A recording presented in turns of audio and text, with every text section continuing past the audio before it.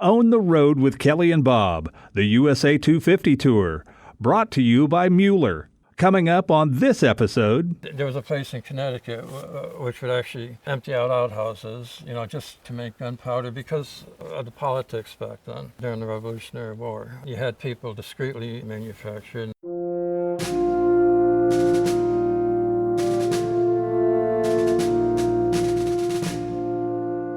We, the people of the United States of America.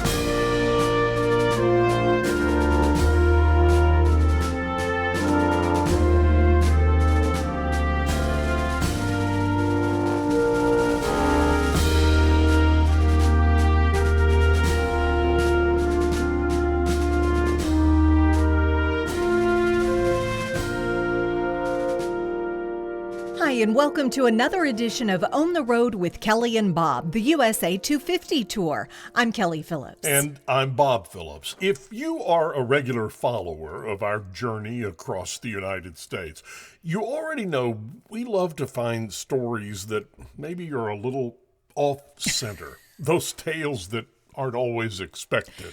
And that is certainly the case this week. In our continuous effort to find and send back stories from all 50 states, we ran across one in the state of Connecticut that isn't often talked about. It's a story about one of the most necessary parts of our past, present, and I guess future, that people just kind of keep to themselves, except for one guy who lives near the top of Bull Hill, a place that played an important part in the Revolutionary War. So I'm going to show you around first. We're going out the door here.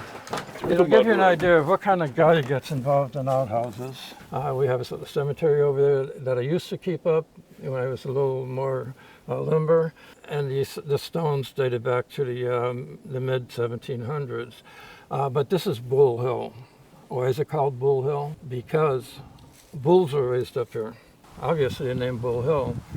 But during the Revolutionary War, during Valley Forge, most of the cattle that Washington's troops got came from up here. The ones that fed Washington's troops came from this hill that you live on. Most of them, yeah. George Papp Sr., that's George with no E at the end, isn't originally from Connecticut. In fact, he's not originally from this country. I want to hear where you were born and grew up and what life was like when you were a kid. Darmstadt, Germany, after the war. Were you born in Germany? Yeah. Well, we came over in the early 50s. We moved over here, I became an American citizen. Mm-hmm. Were your parents German citizens? My mother was a German citizen. My father was a Hungarian citizen. But George is one of the early settlers here on Bull Hill, at least in modern times. I've lived here when there were only 8 houses up here, and you could sleep on the road and not worry about getting hit.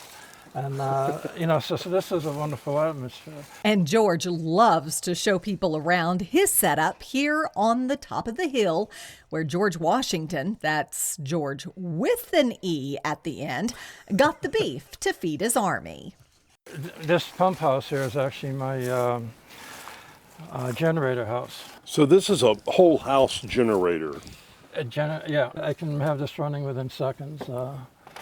After the power goes out, which is great for ham radio. Yes. Does that happen a lot, the power going out? I used to go out all the time 48 years ago, at least once a week. But we have enough trees come down, during storms and hurricanes and, with nor'easters, whatever. We do get quite a bit of windstorms, plus you're actually on the top of a hill, 650 feet high. Among some very tall trees here. Yes. One reason George Papp Sr. likes to show people around his home here near the top of Bull Hill in Colchester, Connecticut, is because, A, he likes to play the curmudgeon, even though he's really a teddy bear. Yeah, and B, part of him thinks anyone in their right mind will think he is not in his. Like a couple of reporters who show up wanting to tell his story. So this gives you the lay of the land, and it gives you a look into my mind. So you can run if you want. No. You see, besides being tied to history through George Washington's beef, our George is one of, well, if not the foremost experts in the country on a particular subject that most of us know little to nothing about, even though he devoutly claims he hates being called an expert. As you know, I give a lot of talks and lectures on outhouses. I've known throughout North America. I've been in publications and such. Me, outhouses have been my life for a good 26 years or so. And I don't claim to be an expert. I don't claim to know everything about it, but I also understand how they thought back then. I know a little bit about it. I don't like people calling me an expert.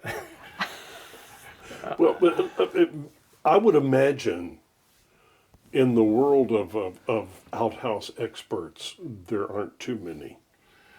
I don't think there are any people that have gone into it as thoroughly as I have, or have thought out every little thing, because I actually build them. I think about everything I do, and I say, why the hell am I doing this? And then I think about how other outhouses were built, that I've taken apart. And then I think, well, those guys knew a little bit more about outhouses maybe than I did, because you did have professional outhouse builders then. And I try to think why they did it, or if they were just slapping it together.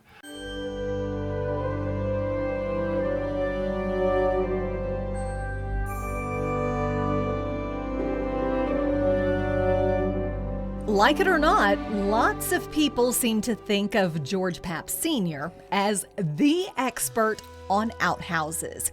He builds them according to the period of the time you desire, making them as authentic and safe as possible. And why safe?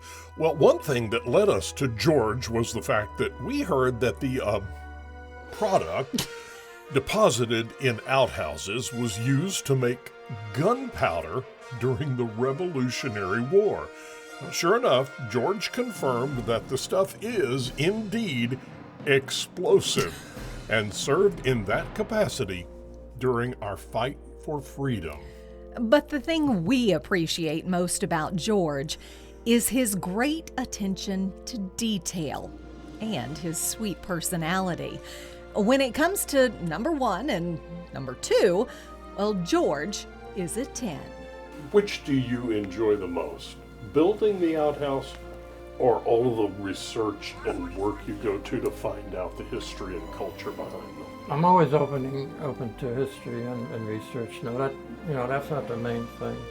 Building them and putting myself into the outhouse, it's a piece of art in many ways. Yes, people say it is, and using the craft. Yeah, I like that, and I do hope that in the future, when I'm gone, people will retain, the knowledge that I've gained and put together of something so simple, so basic in our lives that you don't really care about it as a rule, but still, it has a history, it has a craft behind it, and just a whole social structure about the outhouse.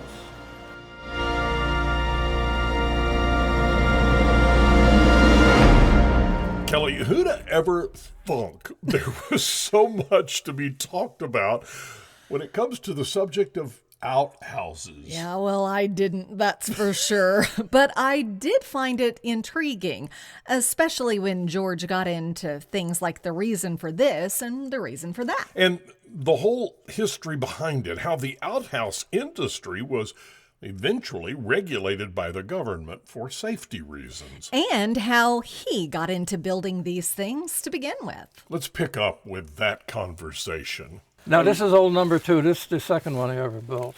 And Old number 2 for number 2. Yeah. Okay. Okay. And this particular one, I started framing it out on spec.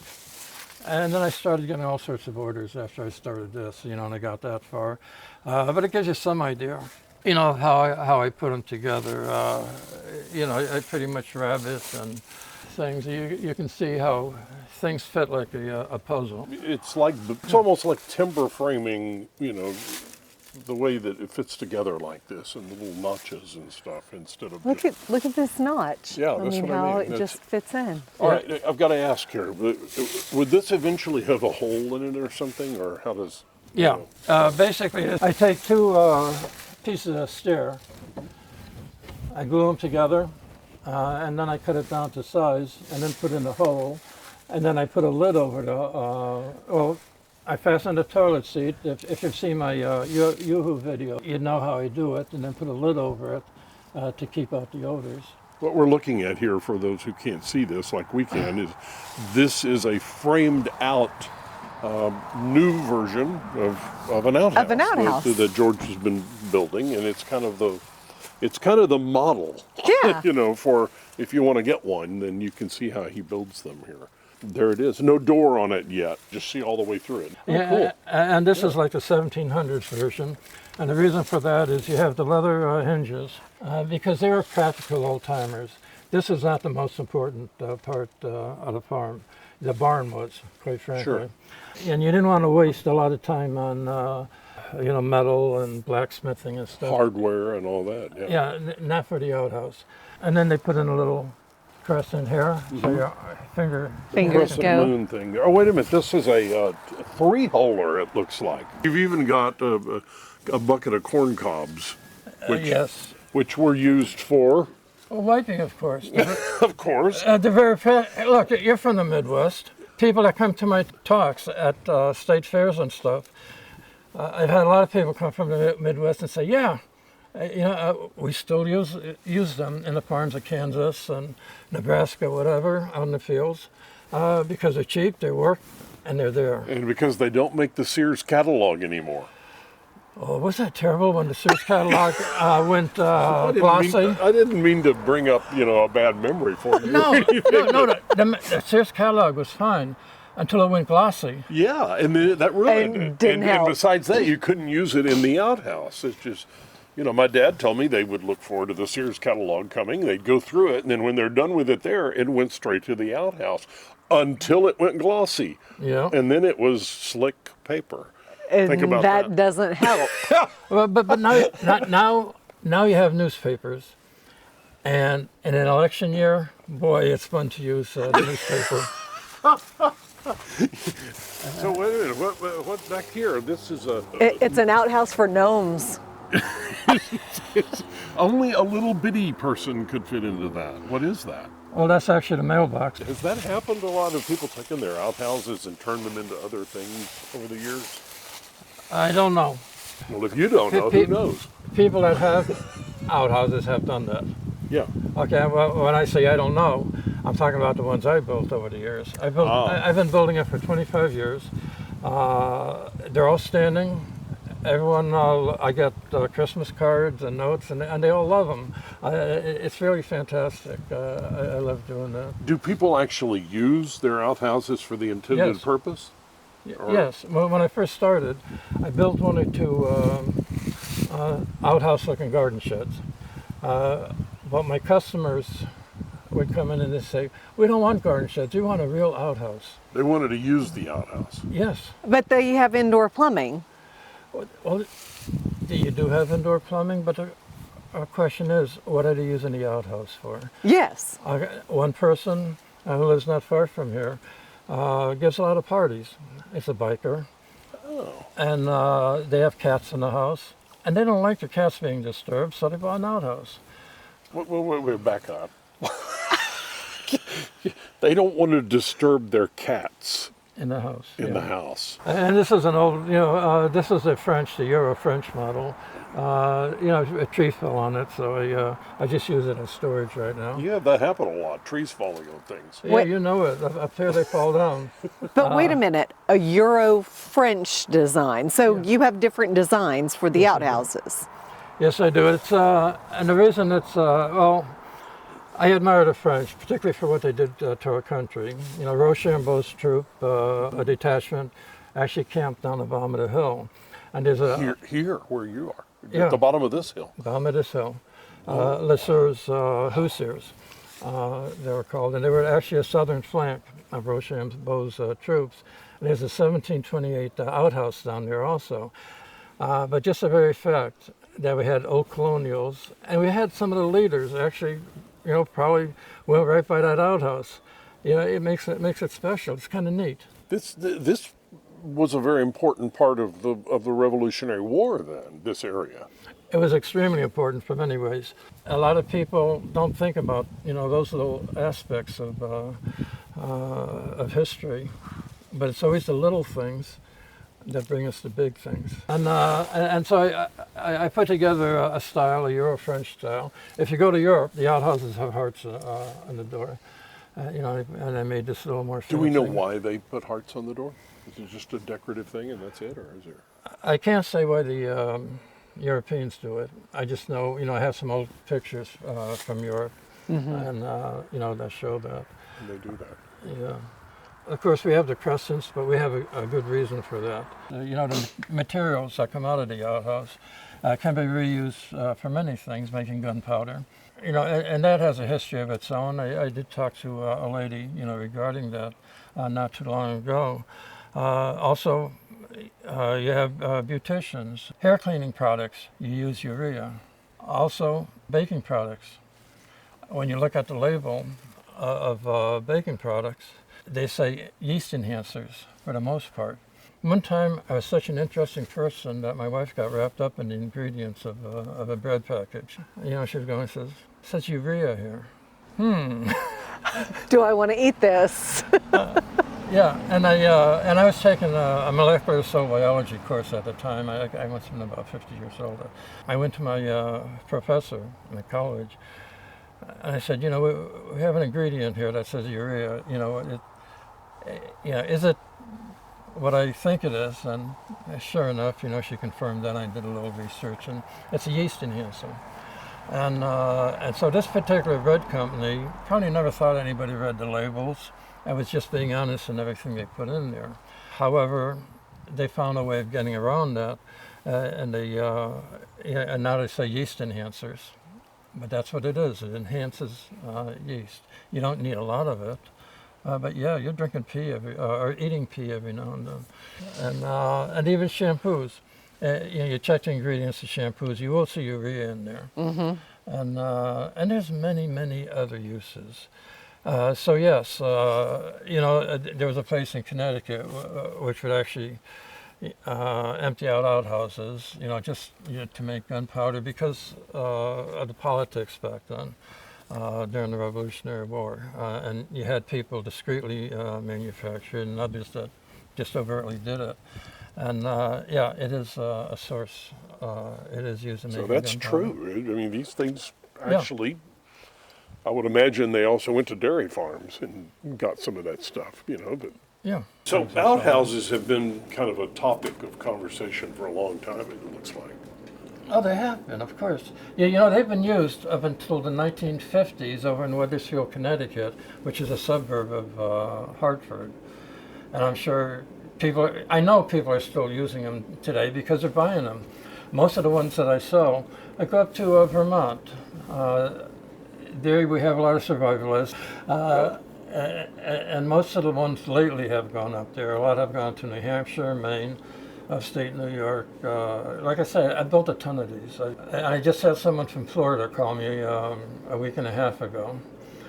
She wants me to build it, and they want to come up and pick it up. Yeah, in fact, I was thrilled one day when I get a call, and some lady from Hollywood calls me, and she was she has a place in Western Connecticut.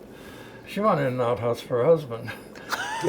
They just purchased like 40 acres of land, beautiful land. I really liked her property.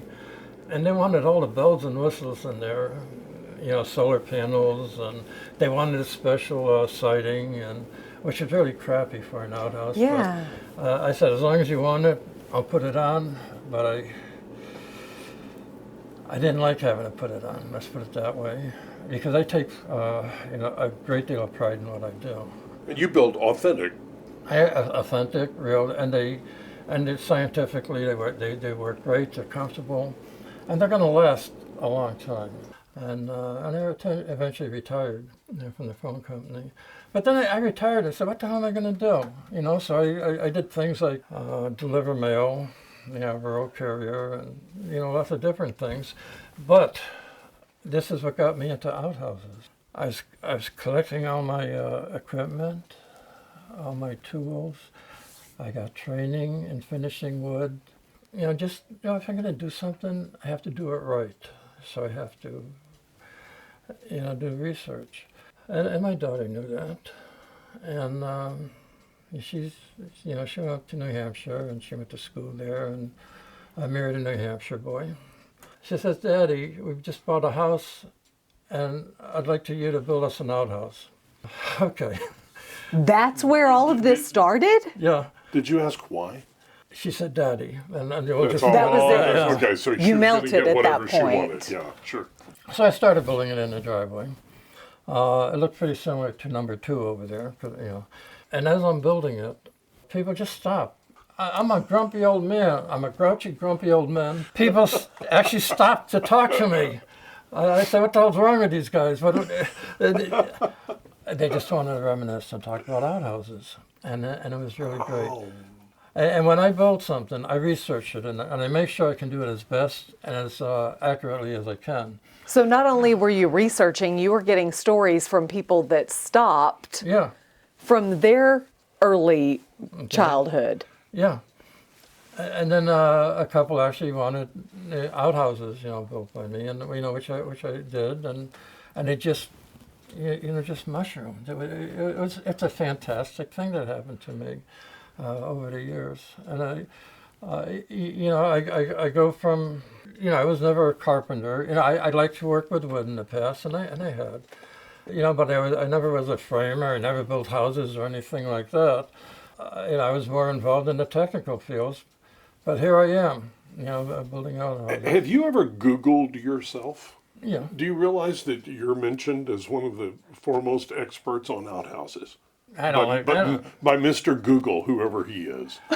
I don't like the word expert, but Yeah, but it's out there. I mean, whether you like it or not, it's out there. Oh, son of a gun. You're that guy. You've written books about it? I've written books. One thing I do want to point out, among all this other, I have a lot of books and reference forms and, specifications for outhouses. And You're really into the story behind all of this, aren't you? And how it came to be and why it was necessary, how it was built, and why it was built the way it was. I am into that. Plus, I am into developing a finishing product that is probably the best outhouse that you can make these days.